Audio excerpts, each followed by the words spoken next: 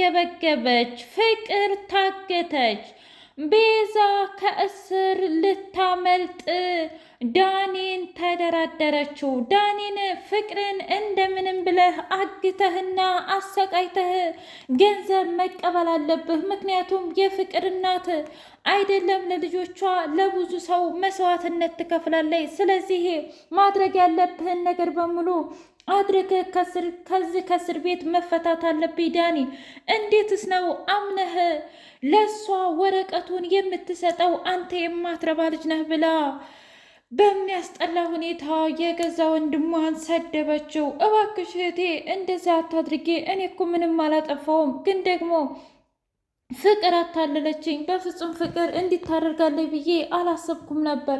ቆይ የኔ ጥፋት ምን ላይ ነው ብሎ አላት። ያንተ ጥፋትማ እሷን ማመን የለብህም ነበር። ስለዚህ ይህ ሁሉ ጥፋት ያንተና ያንተ ብቻ ነው።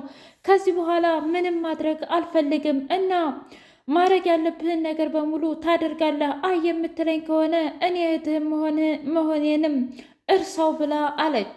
አደይ ዲቭን በጥፊ ከግራም ከቀኝም ጦግታ ጣለችው። ትሰማኛለህ? ከዚህ በኋላ እንዳንተ አይነት ሰው በህይወቴ እንዲመጣ አልፈልግም። በጣም አስጠልተኛል። እንዴት ነው ሰው እንዴት በሶስት ቀን ይቀየራል? ቆይ አንተ እንደዚህ ነው ማለት ነው? ታዲያ ያ ሁሉ ቃል ኪዳንና ያ ሁሉ ውሸት ለምንድን ነበረ? እስኪ ንገረኝ። እኔን ማሸት ለምንድን ነው ያስፈለገው? እስኪ ንገረኝ እያለች በጣም ጮኸች። ኧረ እባክሽ አንቺ እንደምታስቢው አይደለም እባክሽን እያለ ቢላትም ከዚህ በላይ ምን ጠብቀህ ነበረ? ትሰማኛለህ? ዛሬ አብረሃት አደርግ፣ ነገ ደግሞ አረግኩ ትልህና የሚፈጠረውን እስኪ እናያለን። አሁን አንድና አንድ የምልህ ነገር ቢኖር ከዚህ በኋላ በህይወቴ እንዳትመጣ ነው። ምን ማለት ነው? አንቺና እኔ እኮ ገና በጣም ብዙ ነገር ይቀረናል። ስለዚህ እንዴት ነው እንደዚህ የምትይው? እንዴት ነው በአንድ ጊዜ ተስፋ የምትቆርጩ ብሎ አላት። ምንም አይመለከትም። እሱን ተስፋ ቆረኩም ተስፋ ኖረኝም ምንም አይመለከትም። በእኔ ህይወት ውስጥ ግን ጣልቃ እንዳትገባ ብላ በሚገባ ንክልኩን ነገረችው። ዶክተር ከአደይ ጎን ሆነ። እናም ዶክተሩ አደይን ነይ ቶሎ ትንሽ አየር ማግኘት አለብሽ፣ እናም ልንከባከብሽ ይገባል ብሎ አላት። አረ እኔ በፍጹም አላደርግም፣ ምክንያቱም እኔ በፍጹም ይህንን ነገር አላደርግም ብላ ስትል፣ እንዴ ቆይ ምን ማለት ነው? አንቺ ለራስሽ እንደዚህ ማድረግ አለብሽ ማለት ነው? እኔ ንገሪኝ እስኪ አልገባኝም ብሎ አላት። እኔስ ታዲያ እኔም እኮ ምንም እየገባኝ አይደለም። ማለቴ ምን ችግር አለው? አንቺ እና እኔ ማለት እኮ ያው አንድ ነን። እንዴ ምን ማለት ነው ደግሞ? እዩልሽ አየር አግኝተሽ እንድትመጭ ነው እንጂ የፈለግኩት እኮ ሌላ ምንም ነገር አይደለም። ስለዚህ ለምንድን ነው በአንድ ጊዜ ተስፋ የምትቆርጪው? አደይ እባክሽን ዝም ብለሽ ተስፋ እንድትቆርጪ አልፈልግም። ደግሞም እኮ እኔ ትክክል ነኝ ብሎ አላት። አይ ዶክተር እሺ አንተ ካልክ ሁሉንም ነገር አደርጋለሁ እንጂ እውነት ለመናገር በፍጹም እኔ ምንም ደስ እያለኝ አይደለም። እንዴ ለምንድን ነው ደስ የማይልሽ? በቃ እኔ ድፍጋ ከተጣላው በኋላ ምንም ነገር እያስደስተኛ አይደለም። ስለዚህ ለዛ ነው ብላ ስትል፣ አደይ አንቺ እኮ መጀመሪያ ለራስሽ ስትኖሪ ነው ሁሉም በህይወትሽ የምኖረው። ስለዚህ አንቺን ብትሆኚ ለራስሽ መኖር አለብሽ። አይ የምትይ ከሆነ ደግሞ ሌላ ሰው መጥቶ ዲቭን ሊወስድብሽ ይችላል። አንቺ ጠንካራ ሆነሽ እንደምንም ብለሽ አሸንፈሽ እናቲቱንም ቢሆን የራስሽ ማድረግ አለብሽ ብሎ አላት። ዶክተር ለነገሩ ልክ ነህ። ስለዚህ እንዳልከውም እኔ መጠንከርና ጎበዝ መሆን አለብኝ። እሺ በቃ ሂጄ ዛሬ ምሳ ከአንተ ጋር እበላለሁ ብላ ምሳ ለመብላት አብራ ወጣች።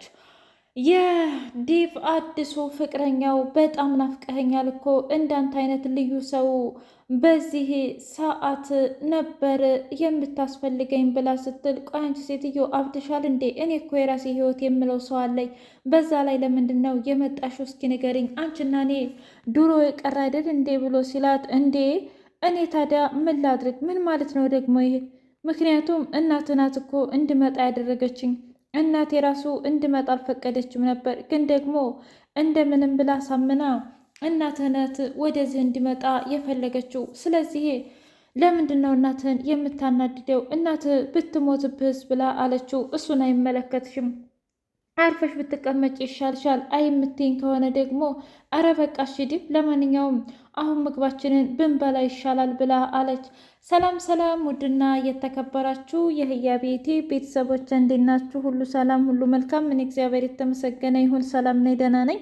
ለዚህ ቻናል አዲስ የሆናችሁ ሰብስክራይብ እያደረጋችሁ ቤተሰብ የሆኑ ነባር ቤተሰቦች ስለምትከታተሉኝ እጅጉን አድርጌ አመሰግናለሁ። እጅግ አስተማሪውና አጓጊው ሰራተኛዋ አደይ እንደቀጠለ ይገኛል።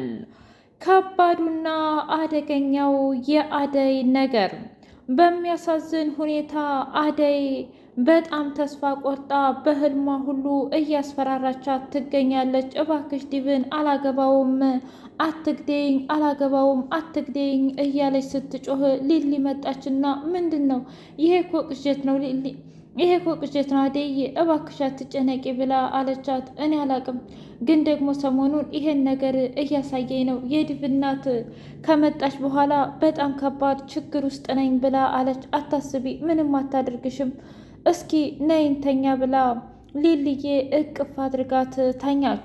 በመነጊስታው ጧት የባቡሬ እናትና ሊሊ ቁጭ ብለው እያወሩ ባሉበት ሰዓት ምንድን ነው ምን ተፈጠረ ብላ ስትላት አደይ አሁንም ራሴን አሞኛል ብላ ተኝታለች። በዛ ላይ ደግሞ ምን እሱ ብቻ እንዴ? ታዲያ ሌላ ምን ተፈጠረ? ምን አለ አይደለ? እስኪ ተይኝ ብቻ እኮ ምንድን ነው? እኔ እኮ ግራ ገብቶኝ ነው። እስኪ ተይኝ፣ ምን ተፈጠረ ንገሪኛ።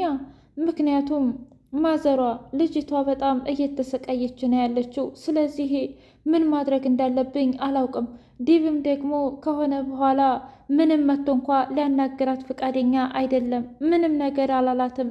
ታዲያ ይሄ ነገር እኔ በጣም ረብሾኛል። ምን ቆይ እሱ ግን ማንም የላትም ብሎ ነው ማለት ነው እንደዚህ የሚያደርጋት? እኔ ምንም እየገባኝ አይደለም ብላ አለች። ለማንኛውም እኔ ሂጄ አናግረዋለሁ እያለች ስታወራ እንደ አጋጣሚ አደይ መጣች። እንዴ ማዘሯ መተሻል እንዴ? እኔ ምልሽ አንቺና ዴቭ አወራችሁ እንዴ ብላ ስትላት፣ ኧረ አላወራንም። እውነት ለመናገር እኔም ግራ ገብቶኛል ማዘሯ። ያ ሁሉ ነገር ውሸት ውሸት እየሆነ እየታየኝ ነው። እናም እስካሁን መቶ ይቅርታ እንደ መጠየቅ ዝም ብሏል። የበለጥ የሚያናደኝና የሚያቃጥለኝ የእናቱን የመናገር ሳይሆን በቃ የዲብ ዝምታ ነው ብላ አለች። አታስቢ፣ ተረጋጊ። ምናልባት እኮ ዲብ ዝም ያለበት የራሱ ምክንያት ሊኖረው ይችላል እና እባክሽን የልጅ ተረጋጊ። ደግሞም እኔ ሂጄ አናግረዋለሁ ዲብን ብላ አለች። የዲብ እናት የፍቅርን እናት እታለም ምንድን ነው እንደዚህ መሆን ብላ አለቻት። ምን ማለት ነው? አሁን ይሄ ቤት ተጸርቷል ትያለሽ እንዴ? በጣም ገረማትና የፍቅር እናት ወይ ጉድ! አሁን ከዚህ በላይ ምን እንዲያጸዱ ፈልጋ ነው ብላ ስትላ፣ አናገርሽኝ እንዴ? ኧረ አላናገርኩም። እንግዲህ አንቺማ እዚህ ቤት ኖሪ ብዬሽ እምቢ ካልሽ በቃ ሆቴሉን ከመረጥሽ ችግር የለውም ብላ አለቻት። ኧረ እኔ በጣም ከብዶኛል። ስለዚህ እኔ ሂጄ እዛ ሆቴሌ ማረፍ አለብኝ። በዛ ላይ ደግሞ ጮኛው እየመጣች ነው። የማን? የዲብ ናታ።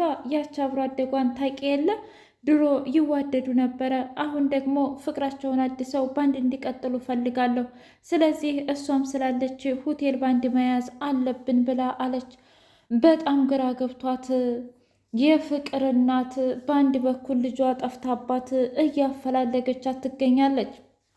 ዳኒ ፍቅርን አንቺ አረመኔ ጨካኝ፣ ትሰምኛለሽ? እውነትን የምታታልኝ መስሎች ነበረ እንዴ? አንቺ እኮ በጣም ባለጌ ነሽ። ገና ለገና ዲብ የኔ ይሆናል ብለሽ አሳልፈሽ ሰጠሽኝ ብሎ ሲላት፣ እባክህን እኔ ክፍሌ ውስጥ ነው ያስቀመጥኩት። ነገር ግን ሮማን አውጥታ ነው ለአደይ የሰጠቻት። አደይ ማናት? ሮማን ማናት? ቆይ እናንተ ቤት ነገርኩህ አይደለም እንዴ? ሁሉም አንድ ናቸው። ሁሉም እህታማቾች ናቸው እና ገጠር አብረው ስላደጉ ይደጋገፋሉ እንጂ እኔ ምንም አላታለልኩህም ብላ አለች። እንደዛ ከሆነ እናትሽ ጋር አሁን እንደውልና በጣም ብዙ ገንዘብ እንጠይቃታለን። ምን?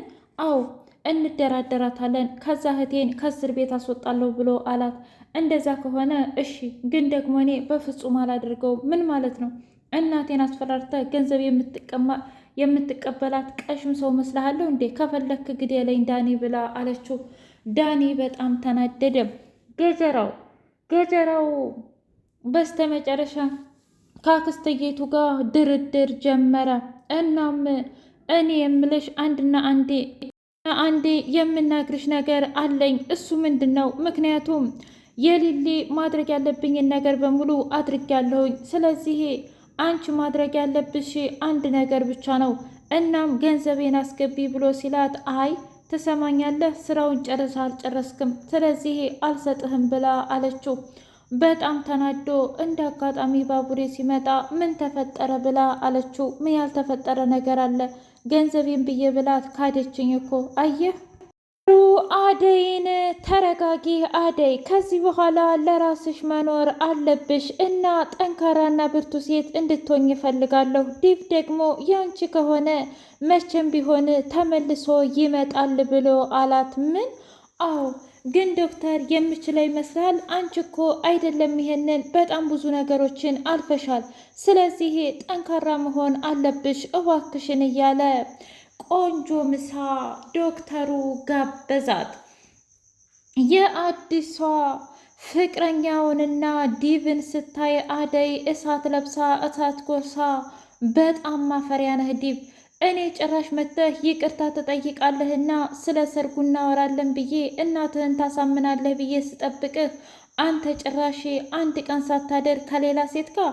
እንደዛ ከሆነ ድጋሚ ወደ ህይወቴ እንድትመጣ አልፈልግም። ስለዚህ ማድረግ ያለብህ አንድና አንዴ ምን መሰለክ፣ አብረሃት አግባ፣ ከፈለክም እንደፈለክሁን ብላ ስትለው፣ አረ ተረጋጊ፣ እኔ እኮ እናቴን ለማሳመን ደፋ ቀና እያልኩኝ ነው ብሎ አላት።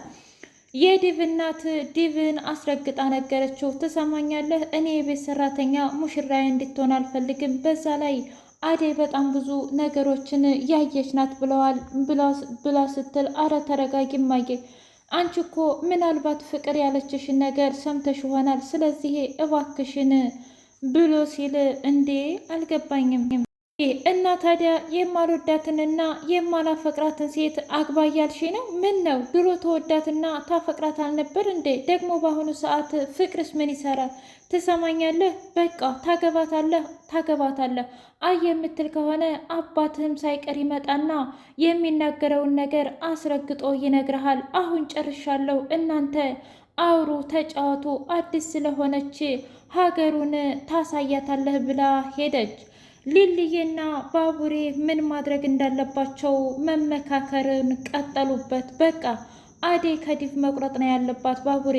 እንደዛ ካልሆነ በፍጹም አደይ ወደ ራሷ ልትመለስ አትችልም። ዲቭ እኮ ለራሱ መከራከር እናቱን እንኳ ማሳመን የማይችል ሰነፍ ወንድ ነው ብላ ለባቡሬ ነገረችው። ዳይመንድ